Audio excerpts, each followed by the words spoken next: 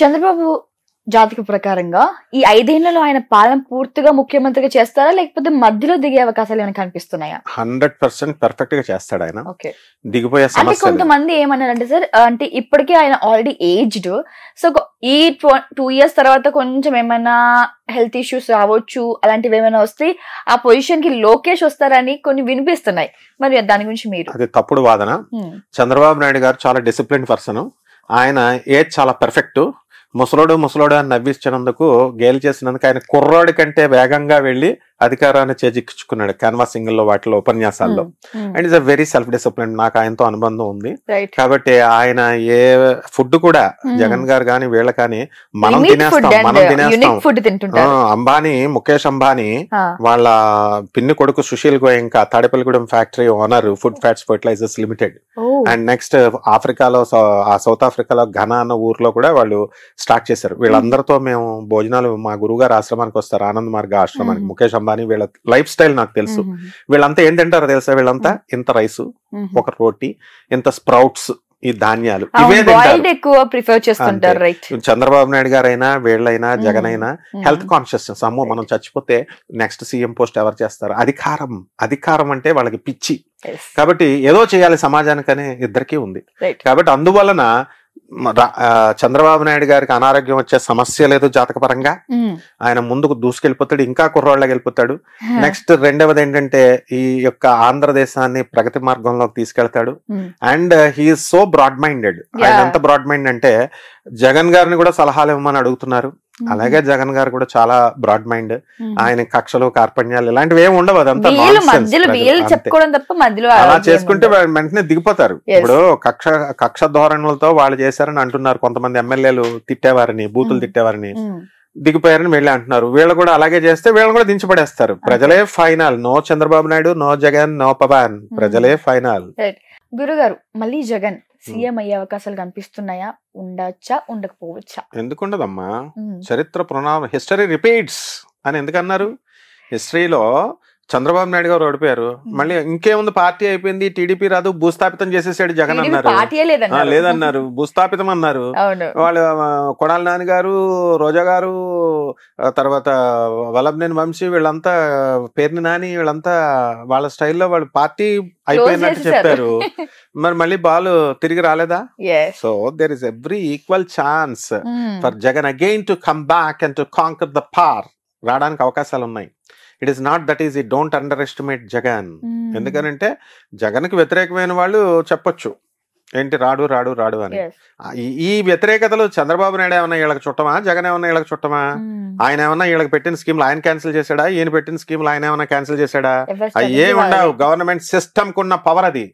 ఐఏఎస్లు ఉన్నారు, ఐపీఎస్లు ఉన్నారు, ఎగ్జిక్యూటివ్ ఆఫీసర్లు, వీళ్ళు వాళ్ళు పరిపాలనలో అందరు ఆఫీసర్స్ ఉన్నారు. చిన్న సైజ్ అటెండర్ ని కూడా ఆఫీసర్ అంటాం మనం. అటెండర్ ఆఫీసర్ స్థాయి నుంచి ఒక ఐపీఎస్ ఆఫీసర్ వరకు, ఐఏఎస్ ఆఫీసర్ వరకు ప్రభుత్వ వ్యవస్థని పరిరక్షించుకుంటూ కాపాడుకుంటూ వస్తున్నారు. వీళ్ళంతా చేతకానోళ్ళ.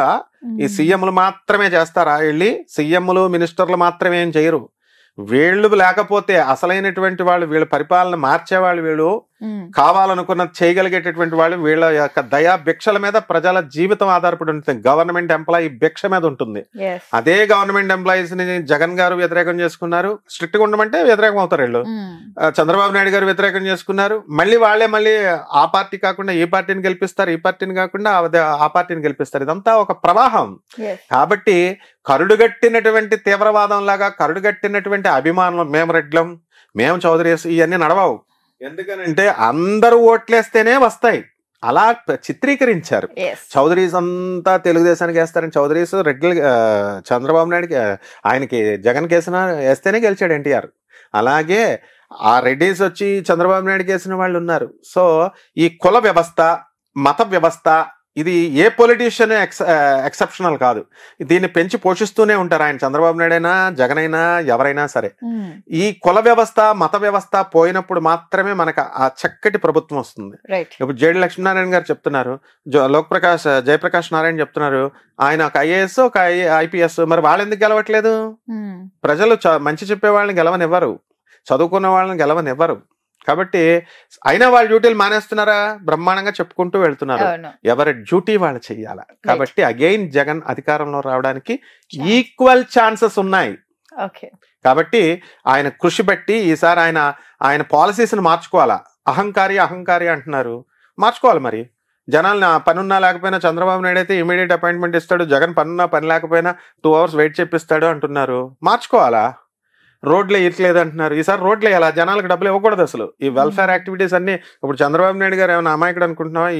ఇవన్నీ చేసేస్తారండి, సంక్షేమ పథకాలు చేసేస్తారండి అంటే డబ్బు ఎక్కడి నుంచి వస్తుంది? ముందే ప్రాపర్ లో ఉంది, ఇంకా కొద్దిగా ఏదో కొద్దిగా ఆయన కూడా వ్యతిరేకం చేసుకోకూడదు కాబట్టి చేసుకోవాలంటారు. అసలు ఏ ముఖ్యమంత్రి అయినా ఏ ప్రధానమంత్రి అయినా వెల్ఫేర్ స్కీమ్స్ తీసి పడేద్దామని చూస్తున్నారా? చేయరు. చేసిన రోజున బాగుపడుతుంది. యుఎస్ లో, లండన్ లో అక్కడ ఉన్నట్టు ఫారిన్ కంట్రీస్ లో ఈ వెల్ఫేర్ స్కీమ్స్ ఉంటేనేనా? అంటే డబ్బులు ఇస్తున్నారు, నాయకుడు డబ్బులు ఇస్తున్నాడు, 2,000, 5,000, 3,000, దానికి ప్రజలు ఓట్లు వేస్తున్నారు. 10% ఆఫ్ ద పీపుల్ నిజాయితీగా వేసేవాళ్ళని వదిలేసాయి. వాళ్ళు వ్యాపారం లాగా పెట్టుబడులు పెడుతున్నారు, వీళ్ళు డబ్బులు తీసుకుంటున్నారు, వేస్తున్నారు. వీళ్ళకి ఎక్కడ అధికారం ఉంది? వాళ్ళు సీఎం అవ్వాలా, వీళ్ళ మినిస్టర్స్ అవ్వాలని లేనే లేదు. ప్రజలకు అడిగే అధికారము లేదు. అలాగే ప్రజలు నిర్లక్ష్యం చేసిన రోజున దింపేస్తారు. ప్రజలే పాలకులు అని చూపించారు. 2 ఎలక్షన్లలో తెలంగాణలో కూడా చూపించారు, ఇక్కడ ఏపీలో. కాబట్టి నాయకులు ఏమనుకోవాలంటే వీఆర్ స్లేవ్స్ అనే భావంతో వర్క్ చేయాలి. అంతేగాని మా తాతలు సంపాదించిన ఎస్టేట్ ఇది ఆంధ్రప్రదేశ్, మా తాతలు సంపాదించిన ఎస్టేట్ ఇది తెలంగాణ అనుకున్న రోజున ప్రభుత్వాలు కూలిపోతాయి, ప్రజలు పాలకులు అవుతారు. కాబట్టి ఎప్పుడు ప్రజలదే ఫైనల్ నిర్ణయం.